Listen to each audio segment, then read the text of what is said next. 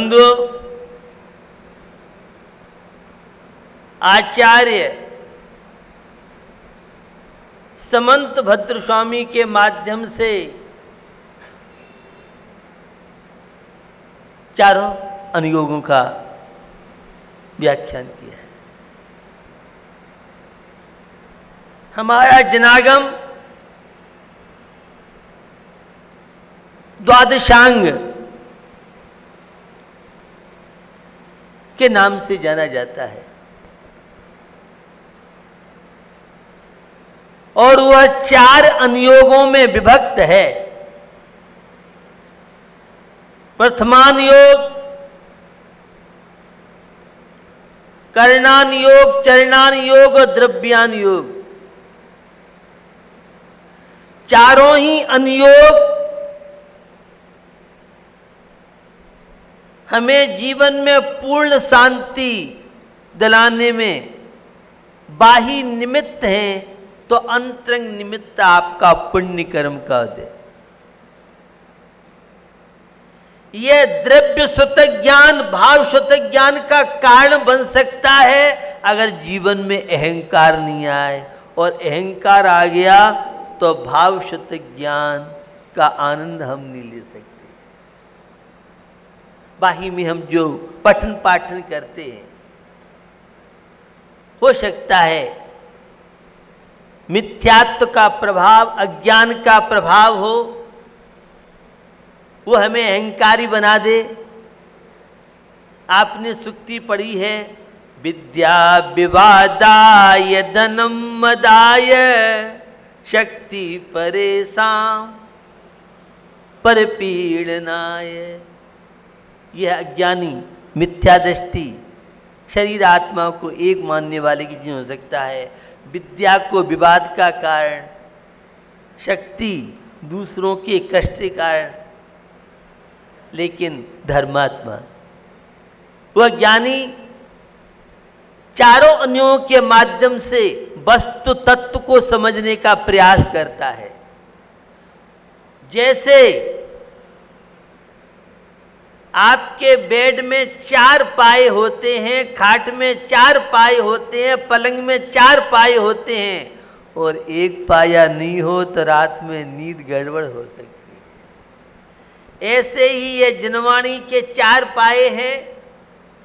कोई प्रथमान योग की उपेक्षा करके और अध्यात्म का आनंद लेना चाहें, तत्व का अभ्यास करना चाहें, शुद्धोपयोग या शुद्धात्मानुभूति चाहें तो संभव नहीं है। इसलिए वैसे तो प्रथमान योग में चारों अनुयोग गर्वित हो सकते हैं, लेकिन प्रथमान योग की जो उपेक्षा करेगा वह कभी पुण्य और पाप से अतीत नहीं हो पाएगा, वो अपना मोक्ष मार्ग प्रशस्त नहीं कर सकता। इसलिए चारों अनुयोगों का अपना अपना महत्व है। यहाँ आचार्य समंत भद्र स्वामी के कर्णान योग की उन्होंने जो परिभाषा दी है, उस चर्चा को आगे बढ़ाता हुआ, लोकालोक विभक्तेर युग परवृत्ति चतुर्गति नाम च आदर्शमिव तथा मति रवैति कर्णान योगम च। लोक और अलोक क्या है? लोक एक सामान्य कोर्ट में ले चलूं, वह 6 डाला का कोर्ट है। सकल द्रव्य को बास जास में सो आकाश पिछानो। संपूर्ण द्रव्यों को जो अवगाहन देता, अवकाश देता है, वह आकाश द्रव्य कहलाता है। सीखना चाहिए हमें समर्पण। वो आकाश द्रव्य तेरा मेरी नहीं करता, कोई कितने भी आ जाए सबको समाता है। और जहाँ तक आकाश द्रव्य है वहीं 6 द्रव्य पाए जाते हैं। शेष लोक को हमारे यहाँ अलोकाकाश आगम की भाषा में कहा है, जहाँ मात्र एक आकाश द्रव्य ही। बंदो, उस 3 लोक का वर्णन ऊर्ध्वलोक जहाँ 16 स्वर्ग, 9 ग्रहवक 5 अनुत्तर 10 आदि विमानों की चर्चा राजवार्तिक में आचार्य अकलंक स्वामी के माध्यम से आप सबने पढ़ी होगी, स्वाध्याय प्रेमियों ने। मध्यलोक में असंख्यात द्वीप और समुद्र, तीसरे अध्याय में आपने वो सारा वर्णन पढ़ा है। तो अधोलोक, 7 नरक और निगोद की चर्चा आप सबने सुनी पड़ी है। ऐसे तीनों लोकों का प्रतिपादन जिन ग्रंथों में है और युगों का परिवर्तन, 20 कोड़ा कोड़ी का एक काल, एक उत्सर्पणी जिसमें आयु, संपत्ति, हर चीज की वृद्धि होती है, उसको उत्सर्पणी काल बोलते हैं। और एक अवसर्पणी काल जिसमें हर चीज का ह्रास होता चला जाता है। और असंख्यात उत्सर्पणी अवसर्पणी व्यतीत होने के बाद एक हुंडा अवसर्पणी काल आता है जो वर्तमान में चल रहा है। हम बहुत सौभाग्यशाली हैं कि इस हुंडा अवसर्पणी काल में मनुष्य पर्याय और जिन धर्म जैसा धर्म मिला है। और ऐसे शहर में आपने जन्म लिया है कि महाराज नहीं भी चाहें और तो भी आगरा से निकल के जाना पड़ेगा। ऐसी बात नहीं, सत्ता है, आस्था है, लोग लेके भी आते हैं। अन्यथा ऐसे बहुत शहर है, इंटील में शहर पड़ते हैं, गांव पड़ते हैं, जहां लोग शादियों के दर्शन के लिए तरसते रहते हैं। और यह सब होने के बाद धर्म में रुचि होना, और रुचि होने के बाद उस धर्म क्रियाओं को करना, और धर्म क्रियाओं को अंतिम समय तक वे धर्म क्रिया चलती रहे, यह बहुत मुश्किल कठिन कार्य है, सामान्य चीज न समझ। तो युग परिवर्तन की 6 काल, उत्सर्पणी अवसर्पणी, विस्तार से तुलोक परिणति तुलोक सार में आप देख सकते हैं। तो जिसमें इन सब का परिणमन और 4 गति का जिसमें वर्णन किया गया है, सब जानते हैं, नरक गति, त्रिंज गति, मनुष्य गति, देव गति। और उन 4 गतियों में कैसे कैसे कष्ट हैं। त्रिलोक 7, त्रिलोक परिणति धवला में तो बहुत विस्तार से आपको मिलेगा, लेकिन 6 डाला की पहली ढाल द्रौपदी राम जी की गति, 4 गतियों का बहुत सुंदर संक्षिप्त में जो वर्णन किया है वह हम सबके रोंगटे खड़े कर देता है। तो भैया ऐसा यह कर्णान योग, कर्ण माने भाव, परिणाम, कैसे कैसे भावों से कैसे कैसे व्यवस्थाएं बनती है। तो ये सबको जो बताने वाला है वह कर्णान योग कहलाता है। तो ऐसे कर्णान योग का जो वर्णन करता है, लोक अलोक आदि का वर्णन जिसमें पाया जाता है, उसे हमारे आचार्यों ने कर्णान योग के ग्रंथ बताए हैं। कल मैंने आपसे गुणस्थान की बात की थी, और उस गुणस्थान में एक जिज्ञासा उठाई थी, बात समय होने से अधूरी छोड़ दी थी। और जिज्ञासा यह रखी थी, क्या सभी गुणस्थानों का काल अंतर्मुक्त होता है? ऐसा नहीं, 4 गुणस्थान का काल ज्यादा है। पहले गुणस्थान की तो कल मैंने बात आपसे की थी, नित्य निगोदिया जीव अनंत काल से है और अनंत काल तक संसार में रहेगा। 2 वैरायटी नित्य निगोदिया की। तो पहली वैरायटी की मैंने आपसे बात की। दूसरे ऐसे नित्य निगोदिया हैं जो अभी तक निगोद से निकले नहीं हैं, लेकिन भविष्य में कालांतर में 6 महीने 8 समय में 6 से 8 जीव निकल सकते हैं। आगम की बहुत तरह की विषय हैं, जे हैं, प्रमेय हैं। और 4 गुण स्थान तक तो मैंने आपसे बात की थी। जो चौथा गुण स्थान है, 5वां गुण स्थान है और 13वां गुण स्थान है, 4 गुण स्थान को छोड़ के शेष गुण स्थानों का काल अंतर मुहूर्त। और अंतर मुहूर्त की परिभाषा मैंने बताई, इसे एक आवली बोलते हैं, असंख्यात समय की एक आवली होती है। एक आवली से ऊपर 48 मिनट से कम ये बीच का जितना है ये सब अंतर मुहूर्त के नाम से इसे आगम की भाषा में। और घड़ी 24 मिनट की एक घड़ी होती है, 2 घड़ी का एक मुहूर्त होता है, 3 घंटे का एक पहर होता है। ये सब चीजें आप अच्छी तरह से जानते हैं। चौथा जो गुणस्थान है अवरत सम्यक दृष्टि। आप सभी श्रावक देव शास्त्र में आस्था रखने वाले, कल मैंने सम्यक दर्शन की थोड़ी सी बात की थी, तो उसका जो काल है अंतर मुहूर्त कम 1 करोड़ पूर्व 33 सागर, यह है चौथे गुणस्थान का काल है। वैसे अगर सम्यक दर्शन की दृष्टि से देखें तो वह उपसम सम्यक दर्शन का काल अंतर मुहूर्त, जगन्य काल भी अंतर मुहूर्त है और उत्कृष्ट काल भी अंतर मुहूर्त है।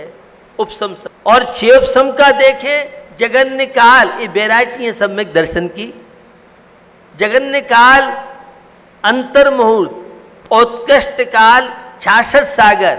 लेकिन वीरसेन स्वामी की धवला की जो टिप्पण है उसकी दृष्टि से एक अंतर मुहूर्त काल मिथ्यात्व में आके पुनः वह 66 सागर तक रह सकता है मिश्र गुणस्थान में आकर के। ये आगम की बहुत तरह की विशेषता हैं। जो आगम अभ्यासी हैं वे निश्चित इन प्रमेयों को समझेंगे। और छायक सम्यक दर्शन है संसार की दृष्टि से उत्कृष्ट काल। एक उपसम और क्षेपसम तो ये गड़बड़ है। गड़बड़ का मतलब ये होके छूट सकते हैं, लेकिन छायक सम्यक दर्शन एक बार हो जाएगा तो वह कभी छूटेगा नहीं। इस दृष्टि से मैंने गड़बड़ कहा, उसे उल्टा मत ले लेना, मेरी अभिप्राय को समझना। 8 वर्ष अंतर मुहूर्त कम 2 पूर्व कोटि 33 सागर, यह छायक सम्यक दर्शन का संसार की दृष्टि से ज्यादा 4 भव, उसी भव से मोक्ष जा सकता है।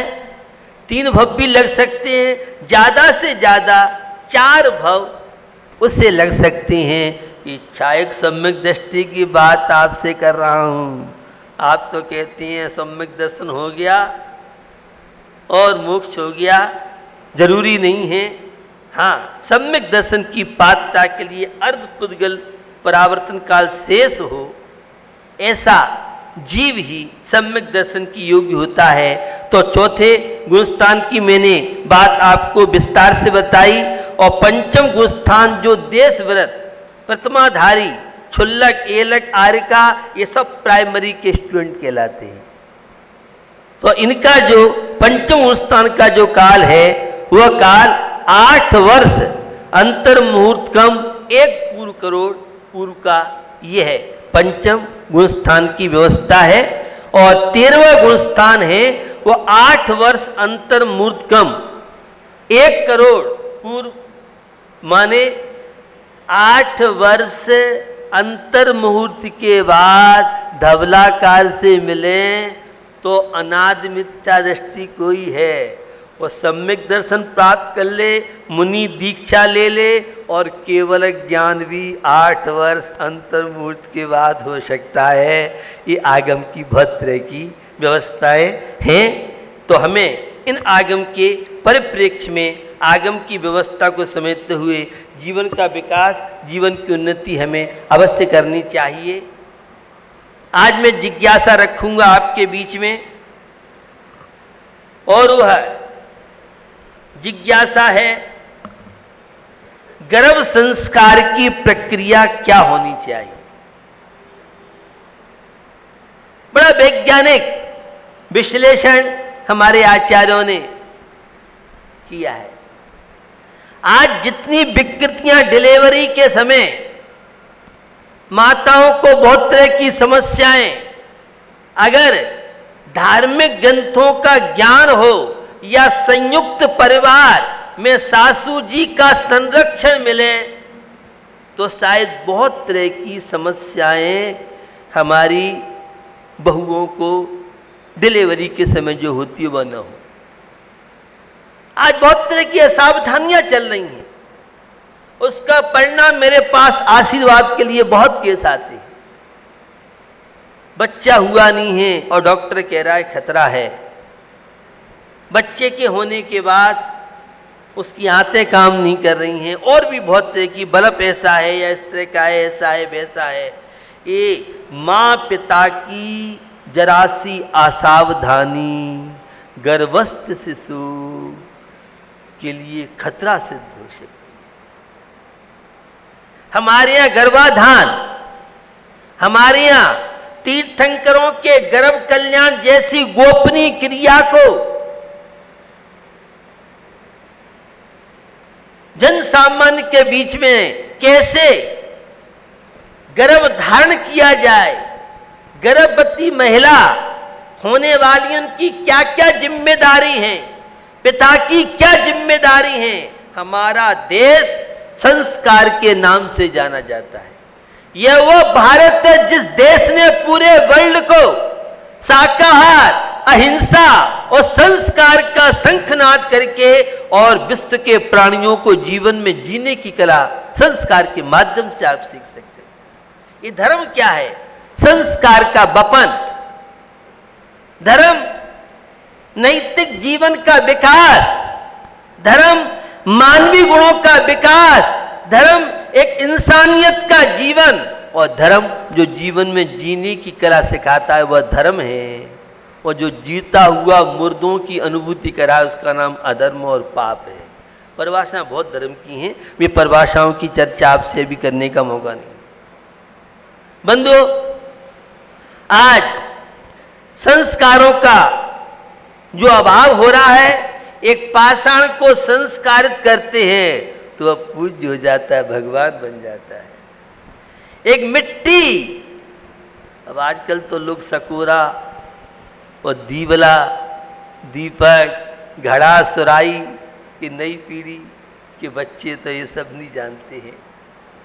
एक मिट्टी जब संस्कारित हो जाती है तो वह घड़े के पानी को किस तरह से ठंडा करती है, यह सब आप अच्छी तरह से जानते हैं। तो गर्भ के संस्कार की प्रक्रिया क्या होनी चाहिए, तो हमारी सियानी माताएं इन सब में बड़ी सावधानी बरतती थी। लेकिन अब एकाकी परिवार, संस्कार विहीन परिवार, स्वच्छंद जीवन की प्रवृत्तियां, तनाव मुक्त जीवन के लिए कल मुझे कटिंग लाके दी थी। जो फाइबर वाले पदार्थ खाते हैं उन्हें टेंशन कम होते हैं, और जो बिना फाइबर के पदार्थ खाते हैं उन्हें तनाव ज्यादा रहते हैं। हमारे यहाँ दाल रोटी चौकर जिसे बोलते थे।